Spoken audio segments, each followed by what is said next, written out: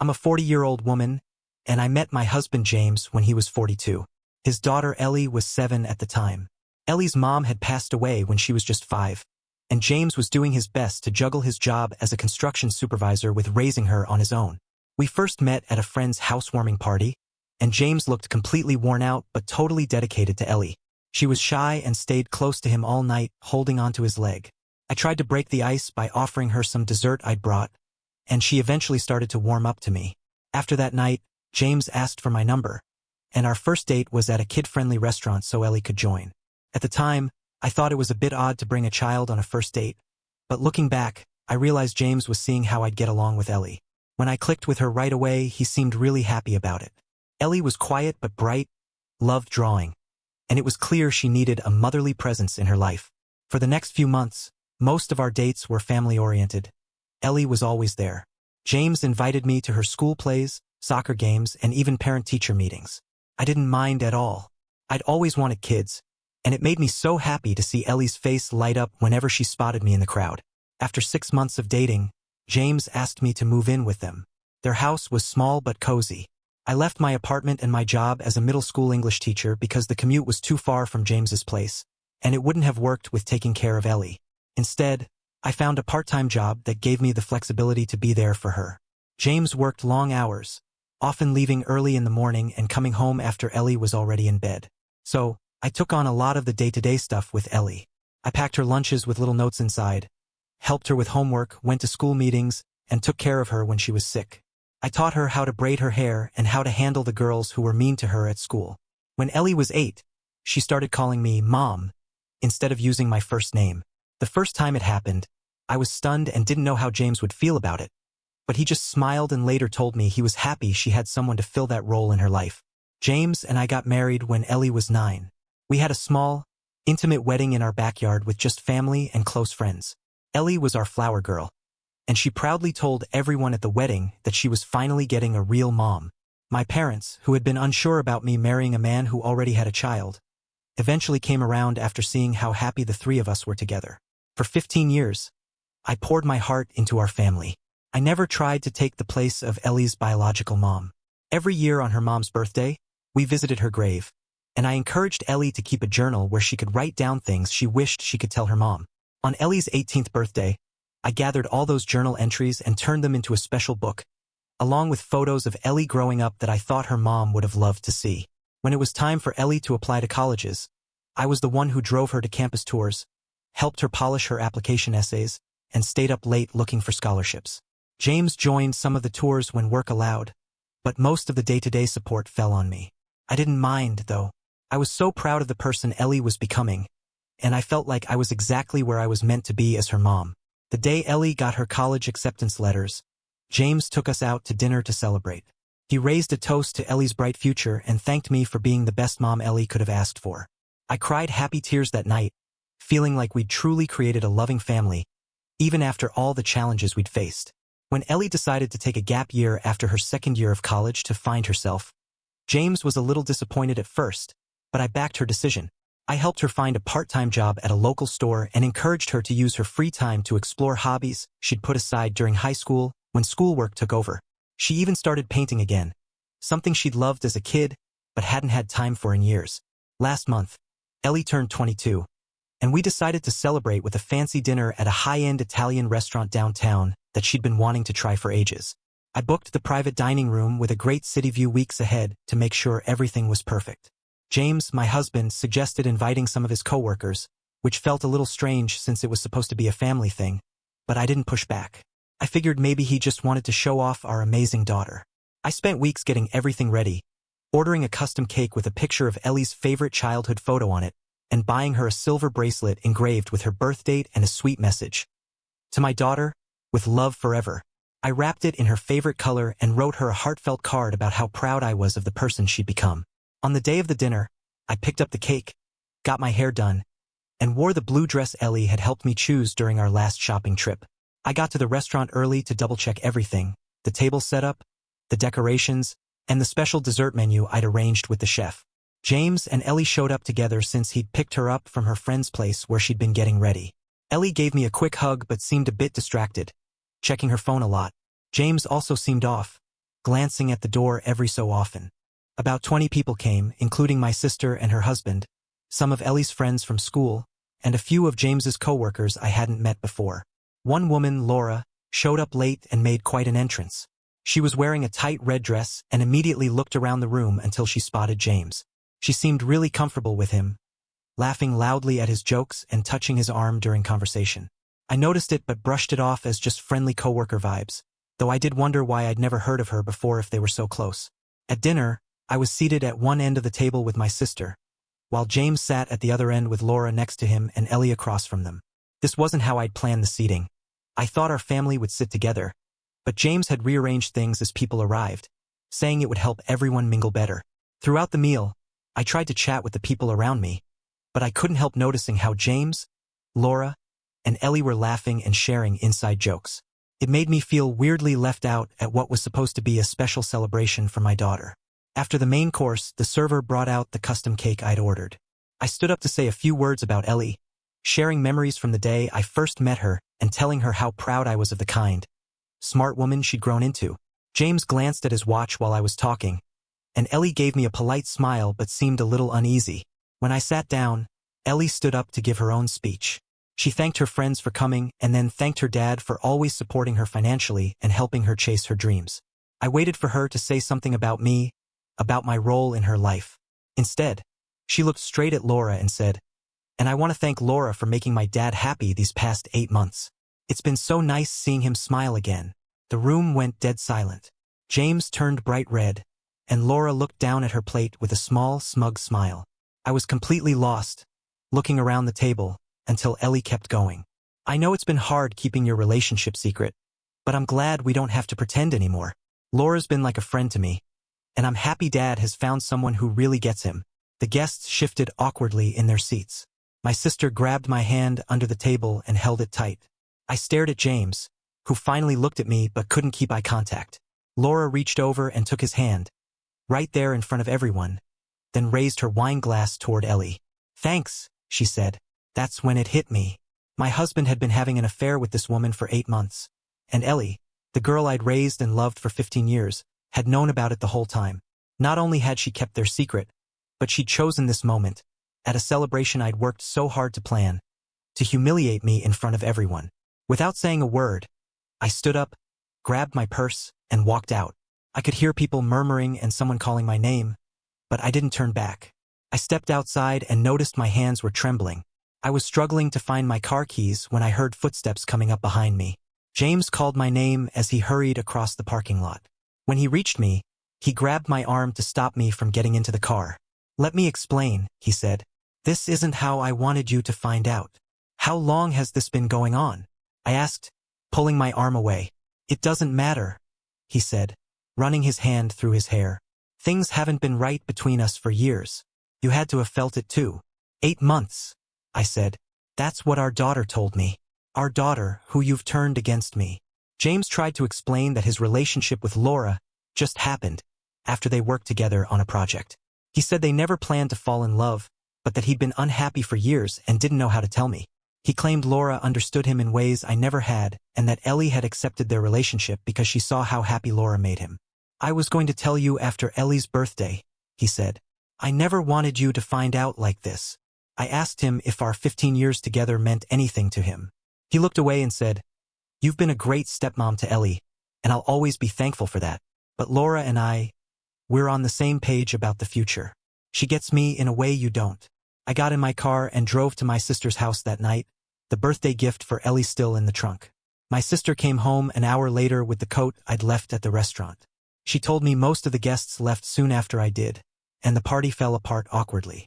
The next day, I went back home while James was at work. I packed up my essentials: clothes, important papers, family photos, and a few things that meant too much to leave behind. I noticed some of Laura's stuff was already in our bedroom. I left my wedding ring on the kitchen counter with a note saying I'd be filing for divorce. I didn't mention Ellie in the note. I couldn't even begin to put that betrayal into words. For the next few weeks, I stayed with my sister while I looked for a new place and met with a divorce lawyer. I took time off from my part-time job because I couldn't focus on work while my life was falling apart. My sister helped me search for an affordable apartment, and I eventually found a 1-bedroom in a different part of town, far enough away that I wouldn't run into James or Ellie. During those weeks, James kept calling and texting nonstop. Sometimes he'd apologize for how I found out about the affair, but other times he'd blame me, saying I was emotionally distant during our marriage. He accused me of being too focused on Ellie and not enough on him, claiming I wasn't the same person he married and that I didn't support his career goals. His messages became more and more aggressive, as if he was trying to make me feel like his affair was my fault. I mostly ignored him, only talking through my lawyer about money and the house. After a particularly harsh voicemail where he called me cold and unforgiving, I finally blocked his number. Ellie also called a few times, leaving messages saying she was sorry, but that she just wanted her dad to be happy. In one voicemail, she told me Laura had confided in her first about the feelings for James, which made Ellie feel special, like she was part of an adult secret. Later, her messages turned defensive.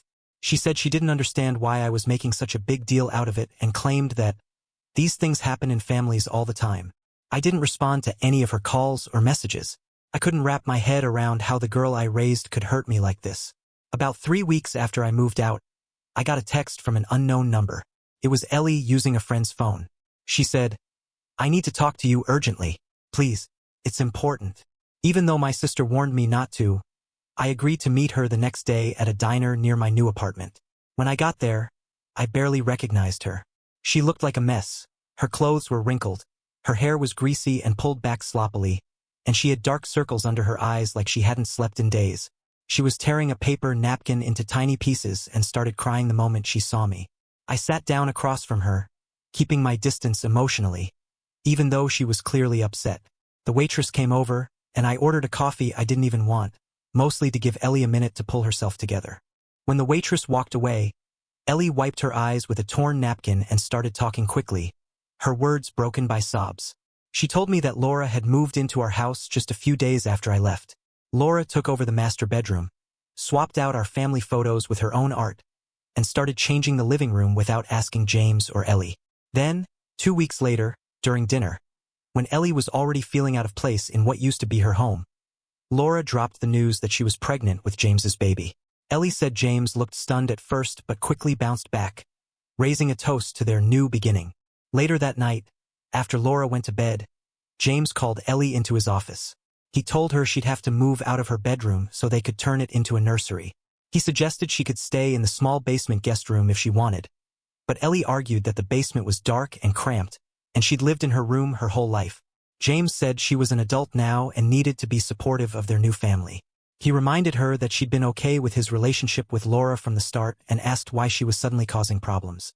He said I was being selfish, Ellie told me.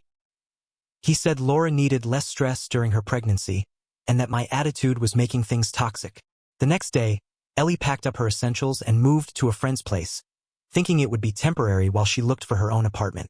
But her part-time retail job didn't pay enough to afford rent in our expensive city, and she'd missed too many shifts during everything that had happened. When she finally went back to work, her manager told her they'd replaced her. Now, she had no job, no permanent home, and her friend was starting to get frustrated after a week of letting her crash on the couch. "I've tried applying for other jobs," Ellie said, "but I keep falling apart in interviews. I can't focus. I can't sleep. I don't know what to do." I sat there, stunned, watching the tears roll down the face of the girl I'd raised, now a young woman who looked completely lost. When she finished, I asked, "Did you know about their affair the whole time?" Ellie nodded slowly, then looked down at the table. "Laura told me first," she admitted. "She came to the store where I worked about 8 months ago. She bought me lunch and told me she and Dad had feelings for each other. She said she wanted my blessing before things got serious." Ellie continued, explaining how Laura had worked hard to become her friend. Laura would take her shopping and buy her expensive gifts, things James couldn't have afforded on his salary alone. Laura told Ellie that soon they'd be a real family, and that I was the one holding her dad back from being truly happy. According to Laura, James had only settled for me because he needed help raising Ellie. But now that Ellie was grown, he deserved a shot at real love. "She made it sound so romantic," Ellie said softly, like Dad had given up his happiness for years and finally deserved something for himself. Ellie admitted that she'd even helped them arrange their meetings. Sometimes she lied to me about where James was when he was really with Laura. She'd delete suspicious texts from James's phone when he left it lying around and even made up a fake crisis about a college assignment, once to distract me so James could sneak away with Laura for the weekend. Laura said you'd understand eventually, Ellie added. She said most modern families go through changes like this and that we'd all be friends someday. I took a deep breath and reminded Ellie of everything I'd given up for her. My career as a full-time teacher, my independence, 15 years of my life. I told her how I'd been at every school event while James was always too busy with work. I was the one who taught her to drive, spending hours in parking lots and on quiet streets because James said he didn't have the patience for it. With each example, Ellie cried harder, nodding as she remembered all those moments we'd shared. I looked at Ellie and asked, "How did you repay all the love and care I gave you? You lied to me for 8 months. You helped your father trick me. You sat in my house, ate the food I made, accepted the gifts I gave you, all while knowing that the two people I loved most were stabbing me in the back." I told her that her betrayal hurt even more than her father's because I never expected her to choose me over him. I always told her that family bonds were important, but I treated her like my own daughter. I gave her all the love I had, and she treated me like I was nothing, someone to throw away when I wasn't useful anymore. Then I got up, paid for my coffee that I hadn't even touched, and told Ellie she'd made her choice 8 months ago when she decided to help her father cheat. I wasn't going to help her now. But what am I supposed to do? Ellie cried, her voice shaking. I have nowhere to live, no job.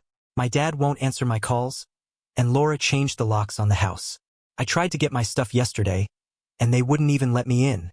That's not my problem, I said. You're an adult, Ellie. You'll have to figure it out. As I walked out of the diner, Ellie called after me, crying that she'd made a mistake and that her father had manipulated her. She said Laura had promised they'd all live happily together, and she never thought he'd abandon her too once she wasn't useful anymore. Please, she sobbed as I reached the door. You're the only mom I've ever really known. I stopped with my hand on the door handle. For a moment, I didn't see the young woman who'd betrayed me. I saw the little 7-year-old girl who used to hold onto my leg during thunderstorms. But then I remembered her face at the birthday dinner, smiling at Laura and thanking her, and I walked out without looking back. That night, I blocked Ellie's number and all her social media accounts. I also blocked anyone who might try to reach out to me on her behalf. I even changed my email address and let my workplace know I wasn't taking personal visitors. A couple of days later, my sister told me Ellie had posted on social media about being homeless and betrayed by her family. The post was full of vague apologies and regrets, but it painted her as the victim of things she couldn't control. Since then, a few relatives have called me, saying I'm being too hard on her. They argue that Ellie's still young, that she made a mistake, and that after raising her for 15 years, I shouldn't abandon her now, no matter what she did. Part of me does feel awful about her situation. She's young, and her father clearly manipulated her with the help of his mistress. I know how convincing James can be when he wants something and how he twists things to make people feel guilty for standing up to him. I saw it all through our marriage, but I always made excuses for him. But another part of me can't get past the fact that Ellie didn't just keep their secret. She actively helped them. She covered for them, made excuses, and played along while I kept loving and caring for her, completely unaware of the betrayal. Then, on her birthday, she humiliated me in front of everyone, and it didn't seem like she felt any remorse until things fell apart for her. My sister thinks I should at least help Ellie find a place to stay or lend her money for a security deposit. She says that, no matter what, I'm still the closest thing to a mother Ellie has. But I don't know if I can face her again without being overwhelmed by the hurt of what she did. So, am I wrong for refusing to help my stepdaughter after she helped my husband cheat on me and is now dealing with the fallout of her choices? Edit. Thanks, everyone, for your responses.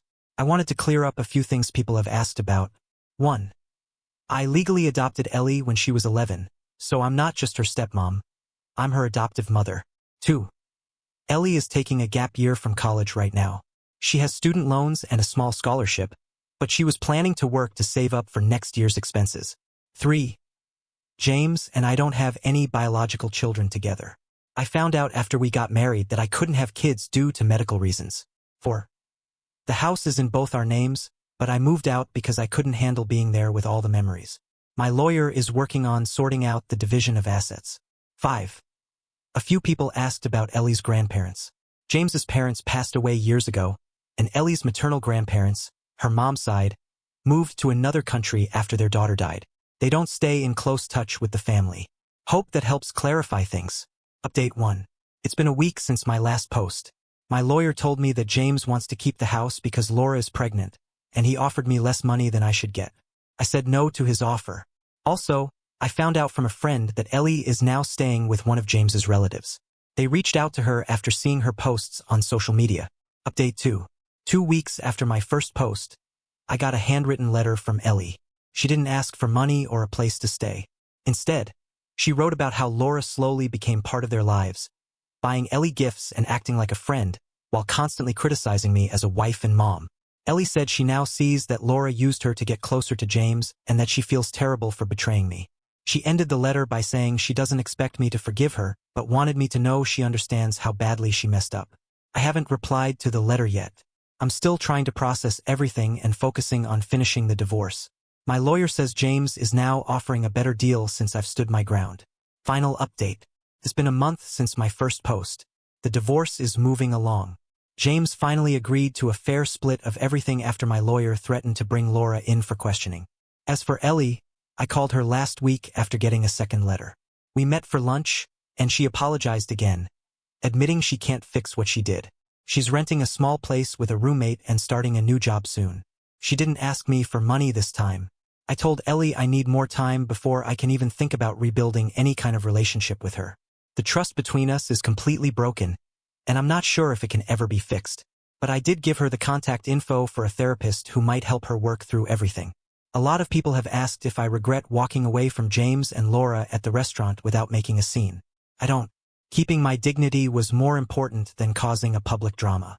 The fact that their perfect new family fell apart so fast just shows that relationships built on lies don't last. Thanks to everyone who shared their advice and support. I'm still healing, but I'm also moving on with my life.